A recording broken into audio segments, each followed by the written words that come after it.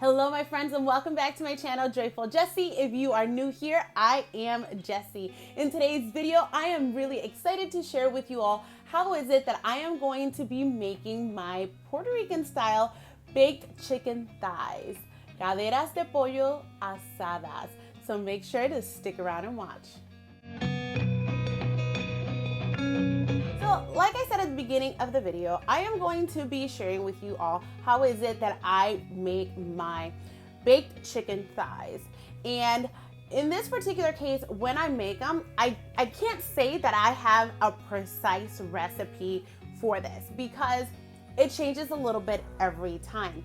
And when it comes to meat, I feel that everybody has their own level of saltiness that they like to have in their meat. So today I am going to be bringing you along with me, and as I'm making it, I am going to try to estimate, and so that you can see how much adobo am I going to be using, how much salt, how much sazon, and you can adjust according to your own taste.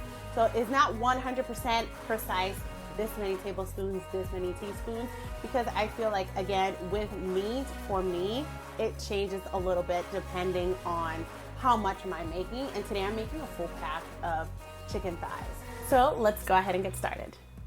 So for today's recipe, we are of course going to be needing our chicken thighs, and like I mentioned before, I'm making the whole pack. We're also going to be needing around 2 to 3 teaspoons of adobo, 1 packet of sazon, I'd say about 1 to 2 teaspoons of oregano. I love the taste of oregano. 1 teaspoon or 2 teaspoons of garlic salt, and 3 tablespoons of butter in a baking dish to bake it in. I personally like to clear off like any excess skin that the thighs came with, or excess fat, just because I don't like all that extra stuff. And I like to have my little stuff here ready because I'm going to be working with one hand.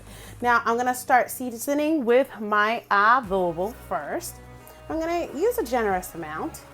I'd say maybe like 2 teaspoons of adobo, and you kind of just massage it through. If you want to make little slits on this, you can as well. I'm going to put some more. I just want them to be nicely coated all around. Some people like their food a little bit saltier than others. I don't make my food super mega salty. I know that some people like to put a whole lot of stuff in theirs. I like to keep it on the lighter side. I mean, you can always salt later, right? And then I'm gonna take my oregano. I'm gonna sprinkle it all over. I love oregano. It has a super good flavor. Just make sure that you get it all over your chicken. Then I'm gonna take a little bit of the garlic salt. Now again, this is garlic salt, so there's some saltiness to this. I'd say maybe I'm using a couple teaspoons altogether. And last but not least, I have my little packet of sazon.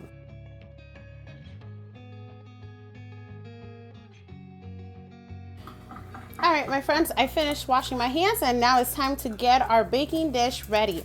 I personally like to line up my baking dish with some aluminum foil for easy cleanup. It just makes it so much easier. I also, in my microwave, have about 3 tablespoons of butter melting. You're probably asking, Jessie, what is that butter for? And I will tell you exactly what it's for in a minute. We're gonna take our chicken thighs, however many you can fit. Sometimes I cannot fit them all in here, and I don't think I'm gonna be able to fit them all here today because I have 8.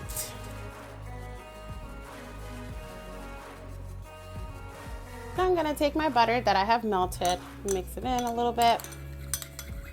And then I'm simply going to just put a tiny little bit on the top of it, just like so. This gives it a really good flavor, and it just brings it up another notch, you know? Bake at 400 degrees for 35 to 40 minutes, and then we're gonna broil it for the last 5 minutes. And just look how beautiful these thighs turned out.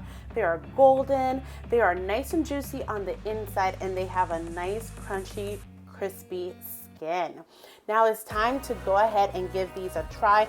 I am serving these today with white rice and pink beans. If you would like to see how is it that I make my pink beans, make sure to click on the link above. I do have a recipe for that video. It's your turn to go ahead and give this a try. My family loves it, and I am sure that yours will too. Thank you so much for watching, and please remember to like and subscribe. I'll see you next time. Bye!